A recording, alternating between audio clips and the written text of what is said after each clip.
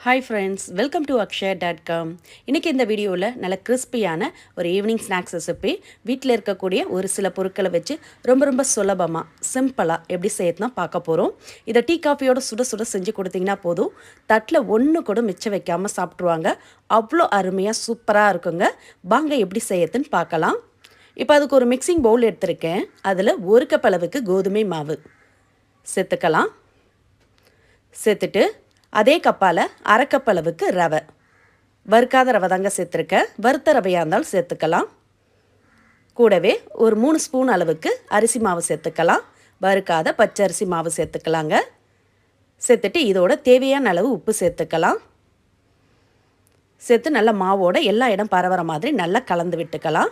கலந்துட்டு இப்போ இதில் அரை கப் அளவுக்கு தயிர், ஒரு கப் கோதுமை மாவு எடுத்தோம், அதே கப்பால் அரை கப் அளவுக்கு தயிர் சேர்த்துக்கலாம். உங்களுக்கு தயிர் சேர்க்க விருப்பம் இல்லைன்னா நீங்கள் தண்ணி கூட சேர்த்து கரைச்சிக்கலாம். இப்போ தயிர் எடுத்த கப்பாலே ஒரு கப் அளவு தண்ணி சேர்த்து நல்லா கட்டிகள் இல்லாமல் நல்லா கலந்து விட்டுக்கலாங்க. இப்போ கொஞ்சம் மாவு திக்காக இருக்குது. இன்னும் ஒரு அரை கப் அளவு தண்ணி எக்ஸ்ட்ரா சேர்த்துருக்கேன். மொத்தமாகவே 1.5 கப் அளவு தண்ணியும் அரை கப் அளவு தயிர் சேர்த்திங்கன்னா கரெக்டான பதத்தில் இருக்கும். அதுக்கு மேலே தண்ணி சேர்த்துறாதீங்க. இது மாதிரி கட்டிகள் இல்லாமல் நல்லா மாவை கலந்துக்கலாம். இந்த டெக்ஸ்சரில் தான் மாவு கிடைக்கும். இது ஊறிச்சுன்னா இன்னும் கொஞ்சம் திக்காகும். இப்போ இதோட பொடியாக கட் பண்ண 2 பச்சை மிளகாய் சேர்த்துக்கலாம். கூடவே பொடியாக கட் பண்ண மீடியம் சைஸ் ஒரு வெங்காயம் சேர்த்துட்டு இதோட பொடியாக கட் பண்ணி இஞ்சி துண்டு கொஞ்சம் சேர்த்துக்கங்க.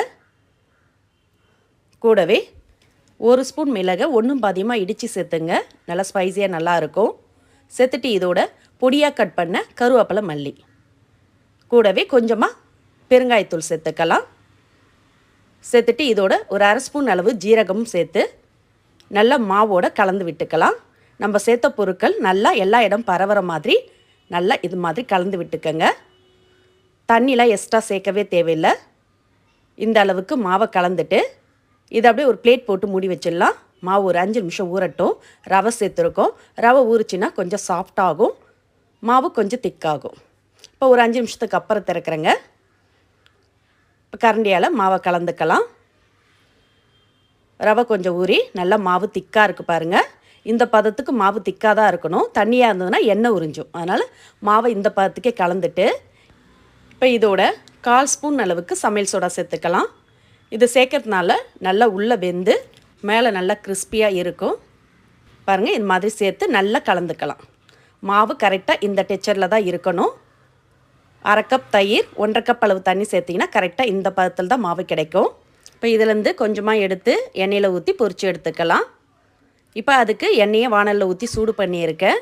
எண்ணெய் நல்லா சூடாகிடுத்து. இப்போ கலந்து வச்ச மாவுலேருந்து கொஞ்சமாக எடுத்து சின்னதாக இது மாதிரி ஊற்றி எடுத்துக்கலாம். நல்லா உப்பி எலும்பி வருது பாருங்கள். இது மாதிரி ஒன்று எலும்பி வந்ததும் இன்னொன்று ஊற்றுங்க. அப்போ தான் ஒன்றோடு ஒன்று ஒட்டாமல் இருக்கும். உங்களுக்கு தேவையான அளவு ஊற்றி பொரித்து எடுத்துக்கலாம். உங்களுக்கு அதிக எண்ணெயில் பொரிக்க விருப்பம் இல்லைன்னா இதே நீங்கள் குழிப்பணியார கல்லில் கூட ஊற்றி எடுத்துக்கலாங்க. அதுவும் இதே மாதிரி கிறிஸ்பியாக கிடைக்கும். இப்போ பாருங்கள், நான் ஒரு 5 ஊற்றிருக்கேன். இப்போ ஊற்றி இது நல்லா வெந்து செவந்ததும் திருப்பி விட்டுக்கலாம். இது மாதிரி 2 சைடும் நல்லா வெந்து வரட்டும். அடுப்பை கொஞ்சம் மீடியமாக வைங்க. அப்போ தான் உள்ளேயும் வெந்து மேலேயும் நல்லா கிறிஸ்பியாக கிடைக்கும். இப்போ 2 சைடுமே வெந்து செவந்ததும் எண்ணெயிலேருந்து எடுத்துடலாங்க. ரொம்ப சிம்பிளாக வீட்டில் இருக்கக்கூடிய ஈஸியான பொருட்களை வச்சு சட்டுன்னு சுலபமாக டீ போடுறதுக்குள்ளேயே செஞ்சிடலாம். டீயோடு நீங்கள் சுட சுட இது மாதிரி செஞ்சு கொடுத்து பாருங்கள். தட்டில் ஒன்று கூட மிச்சம் வைக்காமல் சாப்பிட்ருவாங்க. மீதமுள்ள மாவையும் இது மாதிரி ஊற்றி பொரித்து எடுத்துக்கலாங்க. இதை அப்படியே சாப்பிட்லாம். இல்லாட்டி உங்களுக்கு விருப்பப்பட்ட தேங்காய் சட்னி தொட்டு சாப்பிட்டிங்கன்னா இன்னும் சூப்பராக அருமையாக இருக்கும். கண்டிப்பாக இன்றைக்கே இதே அளவுகளோடு செய்து பாருங்கள்.